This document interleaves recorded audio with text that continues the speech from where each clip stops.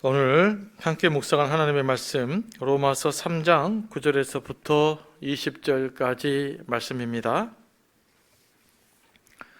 다 같이 한 목소리로 천천히 읽겠습니다. 그러면 무엇을 말해야 하겠습니까? 우리 유대 사람이 이방 사람보다 낫습니까? 전혀 그렇지 않습니다. 유대 사람이나 그리스 사람이나 다 같이 죄 아래 있음을 우리가 이미 지적하였습니다. 성경에 이렇게 기록되어 있습니다. 의인은 없다. 한 사람도 없다. 깨닫는 사람도 없고 하나님을 찾는 사람도 없다. 모두가 곁길로 빠져서 쓸모가 없게 되었다. 선한 일을 하는 사람은 한 사람도 없다. 그들의 목구멍은 열린 무덤이다. 혀는 사람을 속인다.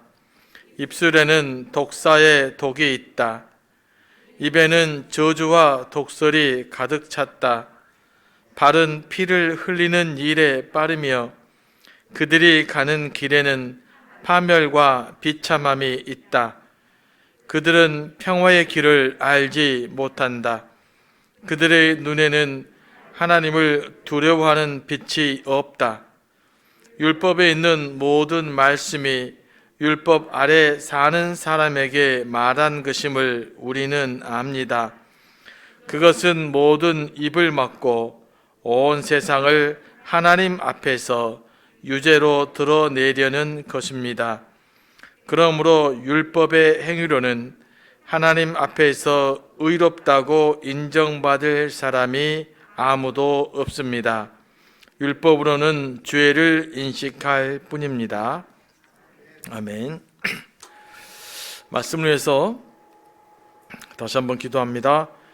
성령님, 이 시간도 우리를 감동하시고 또 이 말씀이 잘 유의되게 하시고 이 말씀에 따라서 우리가 더욱더 하나님을 깊이 알아가시도록 인도하여 주옵소서. 예수님의 이름으로 기도합니다. 아멘. 수요일마다 로마서 강의를 하고 있는데 조금 딱딱하긴 하죠. 이야기도 흐름도 별로 없는 것 같고, 별로 재미도 없는 것 같고, 성경에 있는 가장 딱딱한 편지 중에 하나가 로마서입니다. 어떤 교리적으로 논쟁하다 보니까 이런 부분들이 좀 딱딱하게 느껴지는 것들이 좀 사실입니다. 그러나 우리가 성경을 좀 더 성숙하게 읽어내려면 이런 로마서 부분도 잘 이해를 해야 됩니다. 다시 이제 말씀으로 돌아오면 로마서 3장에서 사도 바울이 초반에 강조했던 것이 유대인들은 율법을 알고 지키면 하나님께 구원받을 수 있다고 생각을 했어요. 많은 사람들이 그럽니다. 선을 행하면 하나님께서 뭔가 은공을 베풀어 주시고 그 때문에 우리가 좋은 데를 가겠다 이런 생각을 하죠. 그런데 사도 바울은 뭐라고 이야기하냐면 바울은 그 사람의 본성이 율법을 지킬 수 있을 만큼 선하지 않다고 봤어요. 그러니까 율법을 지키면 구원받을 수 있다라는 관점 하나. 사도 바울은 사람은 율법을 지킬 수 있을 만큼 선하지 않다라는 거. 여러분, 사람은 어디에 속한다고 생각하십니까? 아주 굉장히 근본적인 질문이고 때로는 되게 쉬운 질문이에요. 하지만 내 인간의 깊이, 본성을 잘 헤아려보지 않는 사람들한테는 어려운 말이에요. 왜냐하면 나는 죄인이라고 생각하지 않는데 죄인으로 생각하니까. 내가 뭘 저질렀지? 내가 남을 두드려 팬 적도 없고 물건 훔친 적도 없고 감옥 간 적도 없는데. 이렇게 생각하면 굉장히 어려워집니다. 그러나 인간의 본성의 문제를 가만히 들여다보면 우리 내면의 동기도 살펴보고 내 욕망들을 살펴보면 이게 죄악 덩어림을 자연스럽게 알 수가 있어요. 사도 바울은 이런 인간의 그 본성의 문제에 집중하고 있는 거죠. 그러니까 예수 믿지 않고 자기의 죄성을 인정하지 않는 사람들은 예수 믿기 힘들어요. 왜냐하면 내가 특별히 죄진 것이 없거든요. 감옥 가기를 했어, 도둑질을 했어, 사람을 두드려 패기를 했어, 그러잖아요. 그래서 이 복음을 전하는 것이 그런 것들 때문에 어려운 거죠. 그런데 인간 자신의 본성을 잘 들여다보면 그냥 알 수 있어요. 왜 하나님이 필요한지. 그런데 유대인들은 특별하게 율법을 잘 지켜서 구원받을 수 있다라고 생각했기 때문에 이 사도 바울의 말을 들을 때 굉장히 불편한 말이 되는 거예요. 왜냐하면 자기들의 삶을 부정하기 때문에 그래요. 누구든지 그러잖아요. 여러분의 삶을 잘 인정해주면 기분이 좋잖아요. 그런데 제가 여러분을 향해서 너 그렇게 살면 안 돼. 그러면 그 소리 듣고 기분 좋을 사람 별로 없죠. 유대인들이 사도 바울에게 갈등을 일으켰던 것들이 바로 그런 거예요. 나는 열심히 살았거든요. 그런데 사도 바울은 너 그렇게 살면 안 된다고 이렇게 이야기하니까 유대인들이 볼 때는 굉장히 사도 바울이 불편했던 것이죠. 유대인들은 이제 율법을 지키면 구원받을 수 있다고 생각했고, 비록 덜 지키더라도 하나님의 백성이기 때문에 마지막 심판 날에는 그들이 구원받을 거라고 생각을 했는데, 사도 바울은 그냥 그거 착각이야 이렇게 이야기하고 있는 거죠. 특별히 유대인들에게 할례는 그들이 하나님의 택하신 그 백성이라는 몸에 새겨진 징표라고 생각을 했어요. 그리고 율법을 잘 지켜야 한다고 생각했는데 사도 바울이 율법의 준수 문제를 자꾸 건드리죠. 그리고 유대인들이 가지고 할례 문제를 자꾸 건드리죠. 왜 그럴까요? 그래도 율법 준수와 할례의 문제를 너무 거기에 집착해가지고 다른 것을 볼 수가 없어요. 그러니까 이 문제에서 한 발 떨어져야, 율법과 할례라는 집착을 떨어놔야 예수님이 보이는 거예요. 그러니까 사도 바울이 계속해서 야, 율법 니들 지킬 수 있어? 진짜 지킬 수 있어? 몇 가지 말고 다 지킬 수 있어? 이렇게 질문을 했던 것이죠. 내가 볼 때는 안 된 것 같은데 이제 이런 이야기를 하고 있는 겁니다. 그런 의미에서 로마서를 잘 들여다보면 우리에게 실 유익이 굉장히 커요. 이제 바울은 유대인들의 특권 의식을 이렇게 교정해 줬잖아요. 유대인들은 내가 아브라함의 자손이다, 다윗 후손이다, 할례 받았다, 율법을 지키고 있다, 율법을 한다, 이런 것을 특권으로 알았어요. 그런데 이 특권들 때문에 유대인들은 뭐라고 생각했습니까? 우리는 이방인들보다 우월하다, 우리는 죄인들보다 우월하다 라고 생각했고, 그들은 마음껏 이방인들과 자기보다 낮은 수준에 있다라고 생각된 사람들은 함부로 평가하고 정죄하고 판단하는 일을 쉽게 해버렸던 거죠. 그리고 더군다나 이 율법에 대한 특권의식 때문에 복음을 받아들이는데 방해가 됐어요.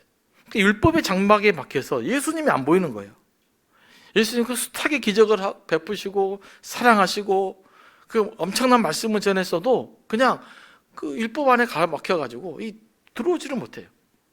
피상적으로, 상적으로만 예수를 바라보게 된 것이죠. 그래서 유대인들이 예수님을 제대로 받아들이려면 이 율법에 대한 집착을 좀 떨어뜨려야 된다라고 사도 바울은 생각을 했던 것입니다. 그러면서 사도 바울은 유대인의 특권은 말씀을 부탁받은 자로서의 특권밖에 없다. 그러니까 말씀을 잘 부탁받았으면 그 말씀을 열심히 지키고 다른 사람을 잘 말씀을 전달하는 것이 유대인의 특권이다. 그러나 그런 특권을 가졌다고 해서 유대인들이 뭐 인종적으로 우월하거나 뭐 무슨 혈통적으로 우월하거나 혈통이 남들보다 더 도덕적으로 나은 사람으로 태어났거나 그러지는 않는다. 다 인간 본성은 똑같다. 그 이야기를 사도 바울이 계속하고 있어요. 율법주의의 다른 말은 공로주의라고 볼 수 있어요. 공로주의. 우리에게 해석해 보면 내가 하나님께 구원을 받으려면 내가 그 남들보다 좀 신앙생활을 잘하려면 뭘 해야 된다? 남들보다 더 선을 행해야 된다. 내가 헌금도 좀 열심히 해야 되고 주일방송 좀 더 열심히 해야 되고 성경도 조금 더 읽어야 되는 거고 사상도 열심히 해야 되는 거고 이렇게 열심히 내가 무엇인가를 해야만 하나님의 마음에 들을 수 있다라고 생각이 되는 거예요. 이게 공로주의예요.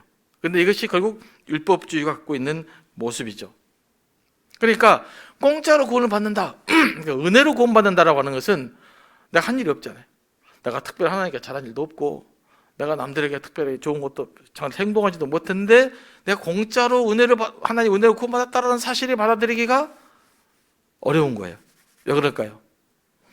은혜로 구원받았다라고 하는 것은요, 믿음이 안 보여요. 눈에 안 보이는 거잖아요. 자, 하나님 은혜로 여러분 구원받았잖아요. 믿으십니까? 근데 이걸 계량할 수 없어요. 계측할 수가 없단 말이죠. 하나님 은혜를 어떻게 받지? 그러니까 이게 감이 안 와요. 그래서 여러분들의, 만약에 제가 한번 이야기해 볼게요. 여러분, 주일성수 예배를 일주일에 3번씩만 다니면 구원받습니다 라고 이야기한다면 뭐가 쉬워요? 일주일에 3번 예배 참석하는 게 쉬워요. 그죠? 그걸 받아들이는 건 매우 쉬운 개념이라 우리한테. 그런데 하나님 은혜와 사랑으로 구원받았다라고 하니까 이게 공짜잖아요. 선생님, 공짜가 어디 있어요? 이제 그렇게 우리가 생각하기 때문에 현실적으로 우리가 이 공로주의를 넘어서서 하나님의 은혜를 받아들인다는 것이 쉬운 일만은 아니에요. 그래서 뭐가 필요하다? 성령께서 여러분을 감동해 주셔서 이 말씀이 받아들여진 것입니다. 우리가 이제 조금 더 의로운 행위를 하다 보면 내가 남들보다 더 열심히 봉사하고 더 많이 헌금하고 더 많이 충성하고 막 시간을 더 많이 뭔가 하다 보잖아요. 그러면 자꾸 내가 공로주의에 휩싸이게 돼요. 그래서 나보다 열심히 내지 못한 사람들, 나보다 헌신적이지 못한 사람들 자꾸 바라보게 돼요. 이게 율법주의예요. 오늘날 율법주의예요. 교회에서 남아있는 율법주의라고요. 우리가 이제 이런 것들을 우리가 극복해야 됩니다. 그런데 9절 말씀 봅니다. 이제 이 유대인들의 생각을 다시 한번 정리를 해야 되겠기에 이제 사도 바울이 이 말씀을 갖고 이야기를 해요. 왜냐하면 유대인들은 그래도 성경을 들이대야만 유대인들하고 말이 통해요. 그래서 사도 바울이 이제 그 시편에 있는 구약의 말씀을 들여대면서 왜 죄인인가를 논증하는 부분이 9절 이하부터 쭉 20절까지 말씀이라고 보면 됩니다. 9절, 그러면 무엇을 말해야 하겠습니까? 우리 유대 사람이 이방 사람보다 낫습니까? 전혀 그렇지 않습니다. 유대 사람이나 그리스 사람이나 우리 개역개정 헬라 사람이라고 되어 있죠. 다 같이 누구 아래 있다? 죄 아래에 있음은 우리가 이미 지적했다. 사도 바울이 이야기를 너무 많이 했다 이 말이죠. 죄 아래에 있다는 말은 뭐냐면요, 죄의 영향력 아래에 있다, 죄의 지배하에 있다라는 뜻이에요. 죄의 권위하에 있다라는 뜻이에요. 그러니까 죄가 우리의 명령권자라는 뜻이죠. 그러니까 죄가 시키는 대로는 사는 사람이었다라는 거죠. 이 말은 우리 인간 스스로의 힘으로는 죄를 떨쳐버릴 수 없다라는 거예요. 왜냐하면 우리의 명령권자가 죄이기 때문에. 그러니까 내가 죄를 떨쳐버릴 수가 없는 것이죠. 그러면 죄보다 더 나은, 더 힘 있는 명령권자가 필요해요. 그게 누굴까요? 하나님이시죠. 그래서 하나님의 말씀이 필요한 거예요. 이해되시죠? 우리도 이제 그런 걸 잘 알 수 있잖아요. 우리가 예를 들면 참 우리가 뭐 믿음의 형제들 비판하면 안 된다라고 생각 많이 하지 않습니까? 그런데 뒤돌아가면 자꾸 나도 모르게 하게 되잖아요. 여러분 그런 이야기 한 번도 안 하십니까? 뭐 저는 목사한테 해요. 왜 저 사람 저럴까? 그렇게 한단 말이에요. 그러니까 나도 모르게 하는 제 자신의 모습을 저는 볼 때가 많습니다. 그래서 깜짝 놀래요. 야, 내가 이렇게 하지 말라고 설교해놓고 저도 또 하네. 뭐 여러분들은 뭐 저보다 성숙하신 것 같으니까 그런단 말이에요. 그러니까 제가 나는 안 해야 되는 거 알지만 나도 모르게 그렇게 살아요. 그래서 우리가 죄인이란 말이죠. 그러니까 이게 죄의 지배당이기 때문에 그래요. 내가 잘못인 줄 알고 이렇게 살면 안 되는 줄 알지만 나도 어쩔 수 없이 그렇게 살 수밖에 없는 그런 우리의 어떤 한계가 있어요. 지난번에 이제 무슨 모임을 갔는데 어떤 분이 그런 이야기를 하더라고요. 이분이 이제 좀 영성을 공부하셨나 봐요. 그래서 이제 모여놓고 삶이 중요하다, 막 실천이 중요하다 이렇게 해요. 기도가 뭐가 필요하냐, 뭐 삶이 중요하다라고 얘기해서 제가 이제 저보다 나이가 많아서 아무 말도 안 하고 속으로 다 알죠. 삶이 중요한 것. 알아도 안 되는데 어떻게 합니까? 알아도 안 되는 나를 어떻게 합니까? 그건 알고나 계시는가요? 저 속으로 그런 질문이 해도 되더라고요. 몰라서 안 되나요? 내가? 여러분 뭐 사랑한 줄 몰라서 사랑하지 않습니까? 우리가 용서하면 안 되는 줄 그걸 몰라서 용서를 못해요. 왜 용서가 안 됩니까? 나한테 용서할 능력이 없어요. 나한테 사랑할 능력이 없다고요. 그러니까 알아도 안 되는 거예요. 왜요? 우리가 죄 아래에 있기 때문에 그래요. 사도 바울이 그런 것을 지적하고 있는 겁니다. 그러니까 사도 바울은 굉장히 근본적인 문제를 우리에게 딱 지적해 버리잖아요. 우리 내면의 동기를 그냥 팍 까발려 버리는 거라고요. 그래서 모두 유대인이나 이방인이나 다 죄인이다. 그거 뭐 구별할 것이 없다. 율법을 좀 더 잘 지켜도 죄인이고 율법을 몰라도 죄인이고 결국은 죄인이다. 사도 바울이 이런 이야기를 하고 있어요. 그런데 유대인들이 이 사실을 우리는 이해하기 쉽잖아요. 그런데 율법주의에 젖어있던 유대인들이 이 말을 받아들이기 굉장히 어려워했어요. 이게 뭐가 같냐면요, 그 엘리트들 있잖아요. 막 이렇게 판사들, 아주 공부를 잘한 엘리트들이 가장 듣기 싫어하는 말 하나 있대요. 네가 인간성 나쁘다. 거기에 대해서는 괜찮대요. 그런데 아주 무식한 사람 있잖아요. 초등학교도 안 나온 사람, 너 쟤랑 똑같다 그러면 화를 낸답니다. 그러니까 이게 뭐냐면 나는 저 사람과 절대 똑같지 않다고 생각하는데 너는 똑같다 그러면 화를 낸대요. 그러니까 네가 나쁜 놈이다, 도둑놈이다 도 참을 수 있는데 너 저놈과 똑같아 그래버리면 화를 낸다는 거예요. 이해되시죠? 유대인들이 그런 의식을 갖고 있어요. 이방인들 저것들은 완전히 부정한 놈들인데 나랑 쟤들이랑 똑같다고? 이런 그 반발이 유대인들이 있었던 거죠. 이 부분에 대해서 사도 바울이 딱 이야기를 하고 있는 거예요. 유대인들이 그런 감정이 있었기 때문에 사도 바울을 가장 핍박했던 사람은 유대인들이에요. 유대 율법주의자들. 사도행전 끝까지 다음에 또 살펴보겠지만 마지막까지 유대인들이 사도 바울을 죽이려고 했어요. 왜냐하면 유대인들의 자존심을 완전히 확 그냥 뭐라 그럴까요? 긁어버린 거예요. 근데 저는 이 말씀을 묵상하면서 이 유대인의 모습이 사실 유대인들의 모습이 아니라 우리 모습이라는 것도 좀 발견이 됩니다. 우리도 그러잖아요. 내가 넘어설 수 있는 자존심이 한계 영역이 있단 말이죠. 이걸 딱 건드려버리면 저도 그냥 갑자기 화를 많이 냅니다. 저는 무슨 말에 제일로 화를 많이 날까요? 여러분 추측 한번 해보시면 네가 목사인데 그러냐? 그럼 제일 화가 나요. 네. 다른 건 잘 참아요. 인간성이 별로다 참는데 너 목사가 그러냐 그러면 이제 화가 나더라고요. 제가 잘못을 해도 화가 나요. 여러분도 그럴 겁니다. 네가 권사인데 그러냐? 뭐 장로인데 그러냐? 안수집사인데 그러냐? 그러면 가장 화가 날 거예요. 그러니까 유대인들도 이제 그런 면들이 있었기 때문에 사도 바울이 굉장히 그 심각한 갈등 구조가 형성되어 있었던 것이죠. 그래서 사도 바울이 시편을 다시 한번 인용을 합니다. 10절 말씀입니다. 성경에 이렇게 기록되어 있습니다. 성경을 이야기해야 유대인들에게 말이 통한다고 그랬죠. 그러니까 성경을 이야기해야 돼요. 오늘 교회도 마찬가지입니다. 가장 중요하게 얘기해야 될 게 성경이에요. 성경이 이렇게 기록되어 있다. 성경이 이것을 이야기한다. 이거 여러분 집중해야 됩니다. 누가 그랬다. 무슨 신학자가 그랬다. 무슨 목사가 그랬다. 저보다 더 중요한 건 성경 말씀이에요. 그러니까 성경이 뭐라고 말했느냐. 사도 바울도 성경이 뭐라고 말했느냐 볼까? 펴는 거죠. 여기 시편에 기록된 말씀들인데요. 의인은 없다. 한 사람도 없다. 인간을 향한 성경의 선언은 분명하죠. 의인은 없다. 한 사람도 없다는 것입니다. 여러분 이 말씀 믿으십니까? 성경은 끊임없이 여러분을 향해서 죄지라고 선언합니다. 우리가 이 사실이 받아들여지면 은혜예요. 이게 굉장한 은혜입니다.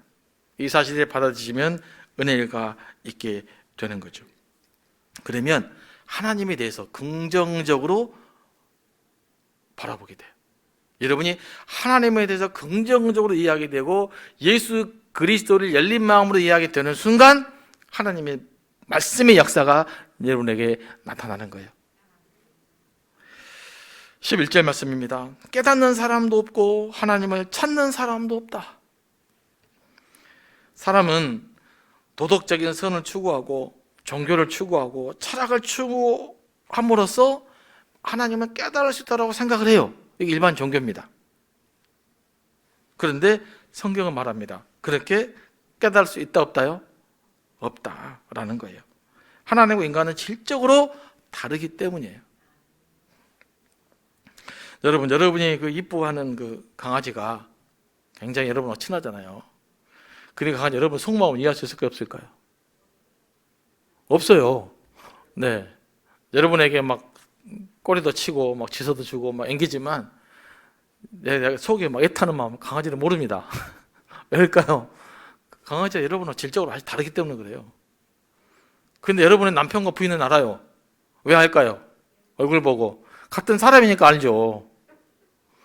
그러니까 하나님과 인간은 같은 존재가 질이 달라요. 그래서 우리는 하나님을 깨달을 수가 없다 이 말이죠.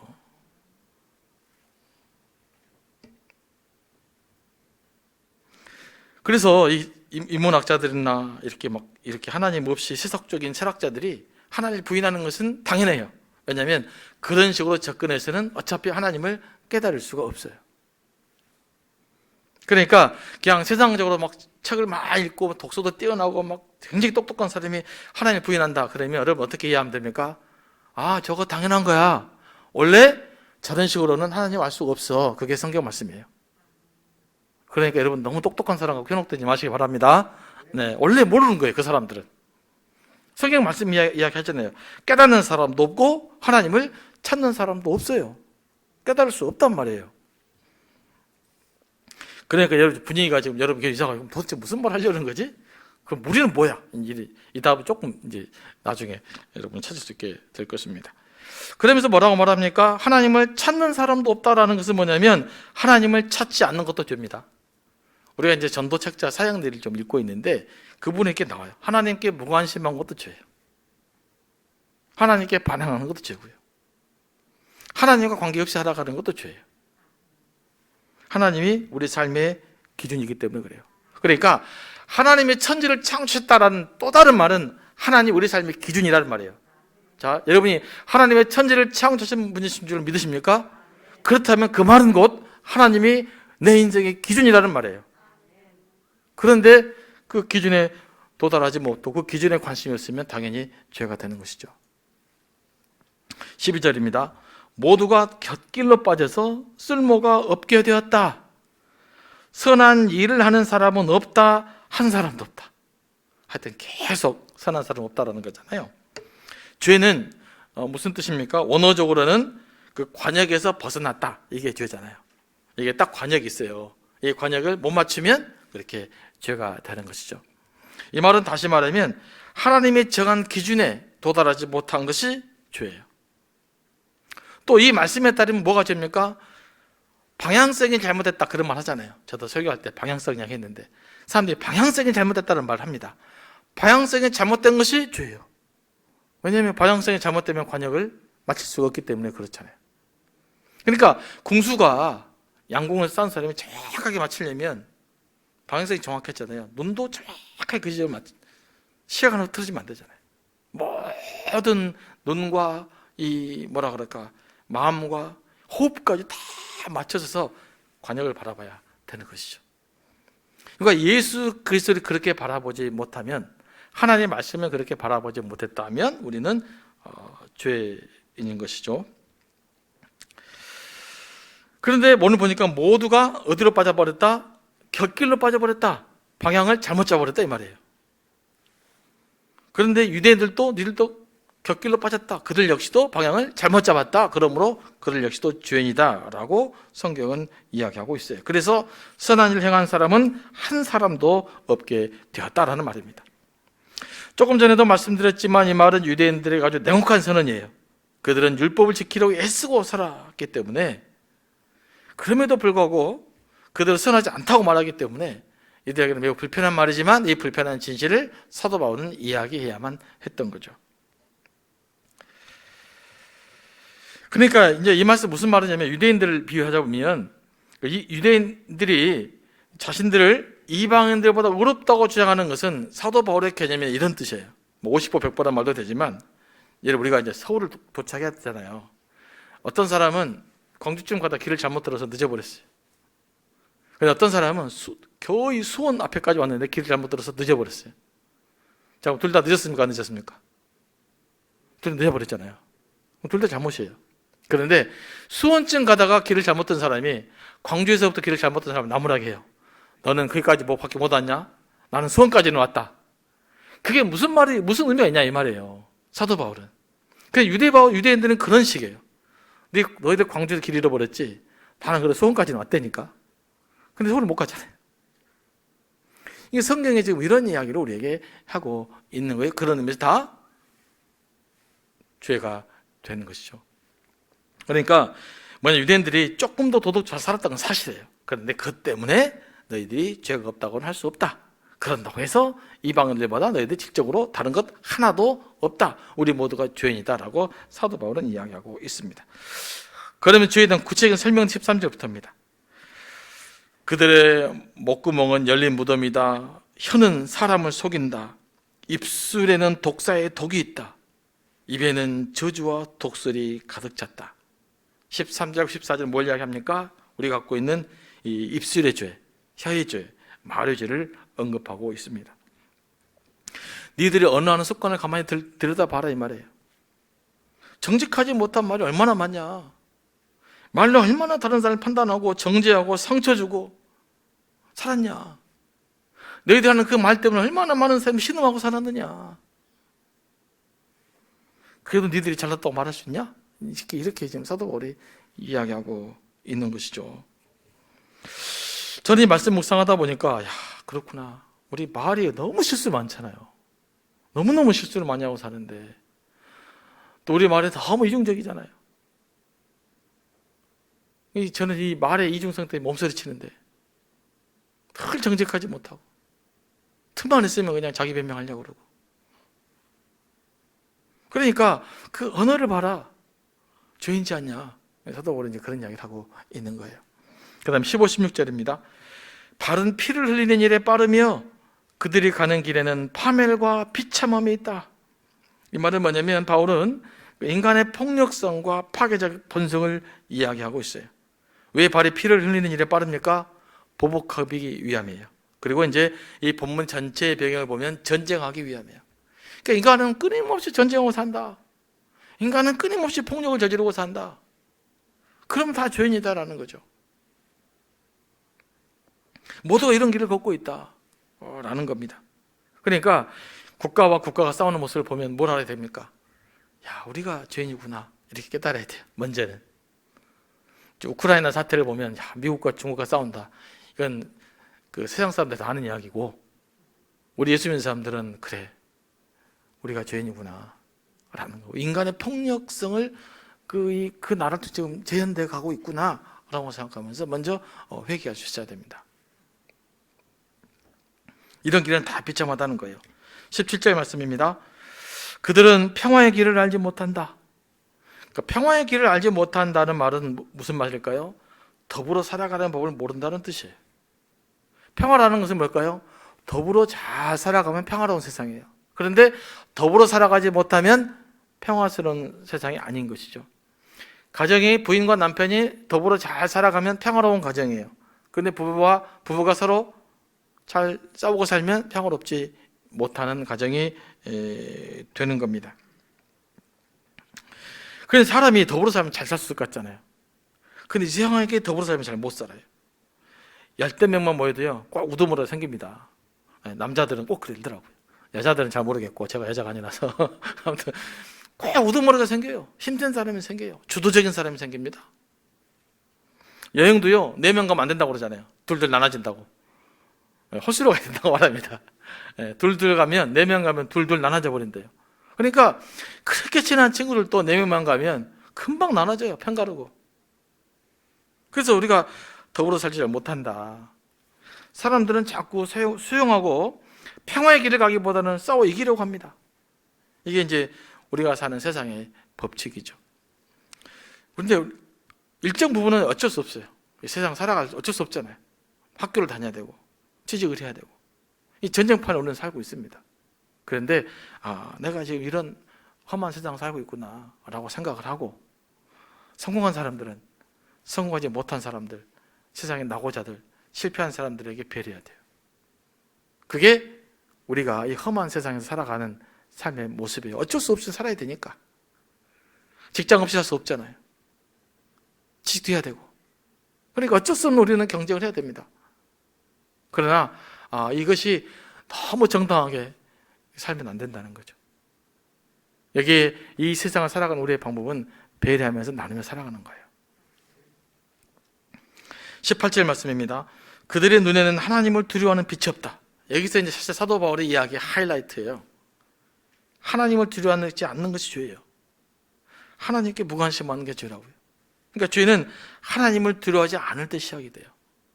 자꾸 요즘 저도 가끔 유튜브 듣습니다만은 죄를 다루거나 이런 부분들에 대해서 하나님을 두려워하는 것에 대해서 아주 부정적인 사람들이 좀 많더라고요. 신학자의 이름으로. 그건 성경 전체를 모르는 사람의 이야기입니다. 제가 자신 있게 말할 수 있어요. 성경은 사랑을 언급한 하나님보다 두려운 하나님이 더 많이 언급되어 있어요. 근데 이 두려움은 공포심을 갖는다는 것은 달라요. 하나님을 두려워하기 때문에 그 두려움 내 삶을 돌아보고 내 삶을 지켜보고 내가 똑바로 살려고 하고 그런 마음이에요. 예배하는 마음은 곧 하나님을 두려워하는 마음이에요. 하나님 앞에 두려움 앞에 서게 되면 우리 자신을 성찰하게 돼요. 그래서 하나님을 두려워할 수 있어야 돼요. 하나님 무서울지 모르는 사람이 제일로 무서운 사람이에요. 그러잖아요. 그런 말 있잖아요. 하나님 무서운 줄 모르는 사람이 제일로 무섭다고. 그 말은 무슨 말입니까? 하나님을 두려워할지 모르는 인간이 가장 나쁜 인간이 된다, 이 말 아니겠어요? 사람은 하늘을 두려워야 된다고 그러잖아요. 우리나라 말로. 하나님을 무서워할 줄 알아야 돼요. 그러면 우리의 삶이 맑아지고 바로 세워진다고요. 그런데 유대인들은 이런 부분들을 별로 인식하지 않으려고 했어요. 뭐 때문에요? 율법 때문에. 그러니까 율법이 방해가 되어버리는 거예요. 하나님께 나아가는데. 원래 좋은 기능이었잖아요. 그러면 율법은 어떤 기능이 있는가? 이제 말씀을 이제 정리를 하려고 합니다. 19절부터 20절까지 읽습니다. 율법이 있는 모든 말씀이 율법 아래 사는 사람에게 말하는 것임을 우리는 압니다. 그것은 모든 입을 막고 온 세상을 하나님 앞에서 유죄로 드러내려는 것입니다. 그러므로 율법의 행위로는 하나님 앞에서 의롭다고 인정받을 사람이 아무도 없습니다. 율법으로는 죄를 인식할 뿐입니다. 여기까지 결론 20절, 19절, 20절 말씀이죠. 자, 율법에 선한 기능이 있습니까? 없습니까? 있어요. 없으면 이제, 자, 선한 기능이 있습니다. 율법의 순기능이 뭐예요?